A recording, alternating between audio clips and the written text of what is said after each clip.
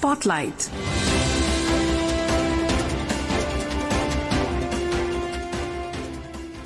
This is Akashvani. In the program Spotlight, now we bring you a discussion on India's developmental initiatives in the neighborhood. The participants are Ashok Sajjanhar, former ambassador, and Raj Singh, journalist. India's neighborhood first policy has become the cornerstone of foreign diplomacy under the leadership of Prime Minister Narendra Modi. India has undertaken many developmental initiatives in neighboring countries as part of this policy. As part of this policy, PM Modi recently visited Sri Lanka, where he inaugurated many developmental projects, and prior to that, he attended BIMSTEC Summit, where he met leaders from Bangladesh, Myanmar and Nepal, among others. To discuss the essence, impact and challenges of India's neighborhood first policy, we have with us Ambassador Ashok Sajjanhar. Ambassador Sajjanhar, welcome to Spotlight. Thank you very much. How do you look at the neighborhood first policy of the Narendra Modi government, and what is the background? What are the main features of this policy? The neighborhood first policy is a very successful initiative that was launched by Prime Minister Modi when he first took power. And the thinking behind this is that India has not paid adequate attention to relations with our neighbors. Of course, there are challenges. As Chanakya in his treatise, he had said that in his Mandala theory, he had said that countries will always have problems with the neighbors. And as far as India is concerned, we have neighbors, all the neighbors with whom we have common boundaries, but none of these neighbors have boundaries with each other. So they don't have problems with each other, but some problems or the other exist with India. And what Prime Minister Modi's thinking was that we need to pay much greater attention to our relations with our neighboring countries, because a country's destiny is reflected in its relations with its neighbors. Your listeners might recall that in his first address to the UN General Assembly in September 2014, he had given reference to two quotations. One was Vasudhaiva Kutumbakam, the whole world is a family. And in that context, he said that we will treat all our neighbors as our members of our family. And he'd also referred to his own philosophy and ideology of Sabka Saath, Sabka Vikas. The intent would be to take all these countries, not only within India, people within India, but also our neighboring countries, along with us on the path of development. And that is what Prime Minister Modi has sought to do over the last 10 years plus that he has been in power. I think the first demonstration of that was in 2014 itself. When he came to power, he invited the heads of state and government of all neighboring countries, of all SAARC member states. All of them came and he held bilateral talks, bilateral negotiations with all of them, and trying to see what the problem areas are and taking steps to remove those problems and to move forward in that direction. He did the same in 2019 when he came back for the second term and he invited member states of the BIMSTEC countries, in addition to one or two more, like the president of Kyrgyzstan, who was at that time heading the Central Asian countries, because Central Asia is also a part of our extended neighborhood. Culturally and historically and civilizationally, we consider them, these countries, very close to us. And of course, the Prime Minister of Mauritius, who is, we have a very large diaspora there. Even in 2024, we had countries with whom India has maritime domain, maritime connectivity. So Prime Minister Modi has tried to reach out to our neighboring countries so that we have a strong, dynamic partnership and relations with these countries. And this is also reflected in terms of the number of visits that have taken place to these countries at the highest political level. Ambassador Sajjanhar, India has undertaken many developmental initiatives in its neighborhood, from Afghanistan to Nepal to Bangladesh, Bhutan, Myanmar and Maldives. How important are these initiatives in terms of displaying India's soft power? Oh, they are very significant. They are very important because they really touch the lives of ordinary people.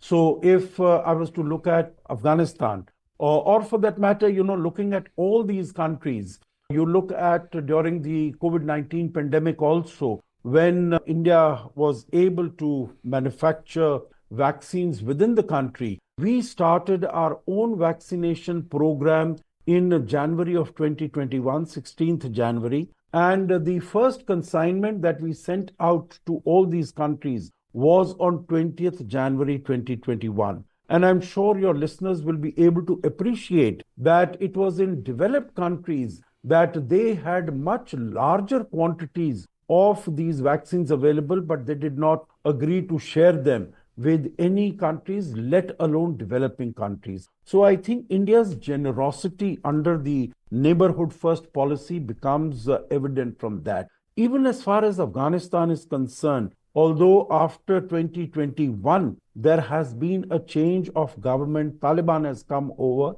but looking at the people to people connect between the two countries, we have continued to supply them with whether it is medicine or it is wheat. First, we supplied 70,000 tons of wheat. Then, more recently, 50,000 tons of wheat for the people of Afghanistan. I think similarly, in terms of the projects also, there have been a large number of projects that India has executed in all these countries. Talking about Afghanistan, of course, construction of hospitals, of roads, of schools, which are going to impact the daily life of the common people. For instance, in all the 34 districts of Afghanistan, India has initiated what are known as the high impact community development projects, which means constructions of roads, construction of waterworks, provision of water supplies, and even at the national level, there are very many major projects. For instance, there is the very important infrastructure project, Expressway, that is from Zaranj on the western side of Afghanistan in the Herat district right up to Delaram, which is very close to Kabul, about 240 kilometers of road which will provide connectivity for promoting travel of people and of expansion of trade in that country. Ambassador Sajjanhar, let's come to Prime Minister Modi's recent visit to Sri Lanka. Sri Lanka has conferred its highest civilian award for global leaders on Prime Minister Narendra Modi. And former cricketer Sanath Jayasuriya also appreciated India's role in the development journey of Sri Lanka, and he also requested him to help Sri Lanka coming up with an international ground in Jaffna. How do you look at the impact of India's developmental initiatives in Sri Lanka and its impact among the common people as well as the government? It is playing a very important role, and you have identified all the elements which are very essential as far as the bilateral partnership between the two countries. Number one, all the initiatives that India take, like construction of 50,000 houses for the displaced people in the northern Jaffna areas of Sri Lanka. They are very important because they provide accommodation to people whose houses were destroyed during the 25-year-long civil war that took place in that country. Also, what India has done in terms of providing infrastructure, creating, as far as Colombo is concerned, the port facilities that are there. Also, what was inaugurated with President Anura Kumara Dissanayake, the 120 megawatt Sompur solar power plant, that is going to provide green energy as far as people are concerned. That is going to provide energy and to Sri Lanka, which your listeners would remember in 2022 when Sri Lanka was hit by the fiscal crisis, by the economic crisis. It did not have money to import energy, either for cars, for petrol, or for even generating electricity to light up the houses. So this will be 120 megawatt Sompur power plant, India has also provided solar power equipment for putting on rooftops of 5,000 religious institutions. They will be Buddhist, Hindu, Muslim, Christian, etc., so that those religious institutions will be provided energy through these solar power equipment that India will be providing. So I think India has provided in Sri Lanka a great deal of projects, has executed a large number of projects which are helping the common people. And of course, the message has gone to the leadership also of Sri Lanka that India is a generous partner, it's a generous friend, it's a reliable friend. And that is why India Prime Minister Modi was decorated with this award of Mitra Vibhushan, and I think this signifies the very strong bonds of friendship between the people of the two countries, the respect that the leadership of Sri Lanka has, and of course of iconic figures like Sanat Jayasuriya that you mentioned.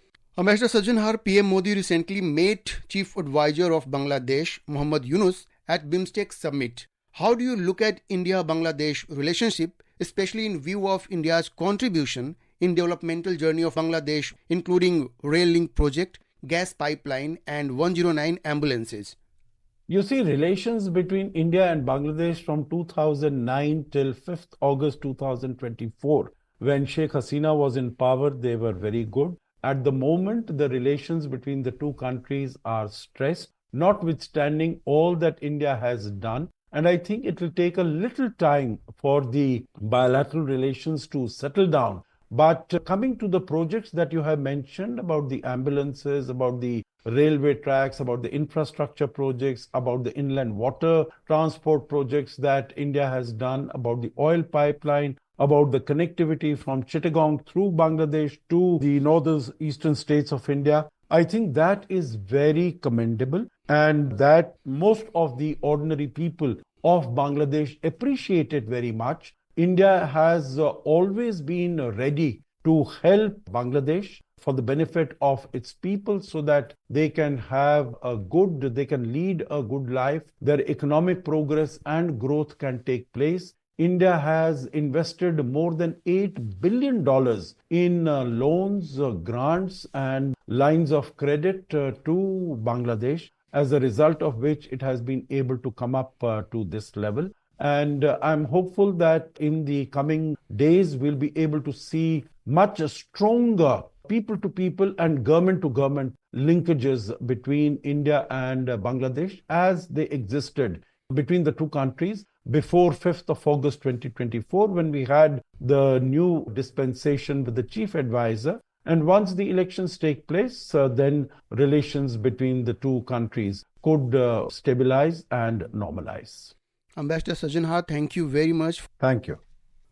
You are listening to a discussion on India's developmental initiatives in the neighborhood. The participants were Ashok Sajjanhar, former ambassador, and Raj Singh, journalist.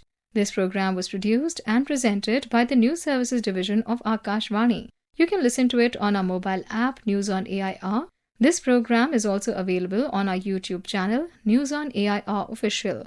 You may share your feedback about this program through email at airnsdtalks@gmail.com or WhatsApp on 928-909-4044. Spotlight.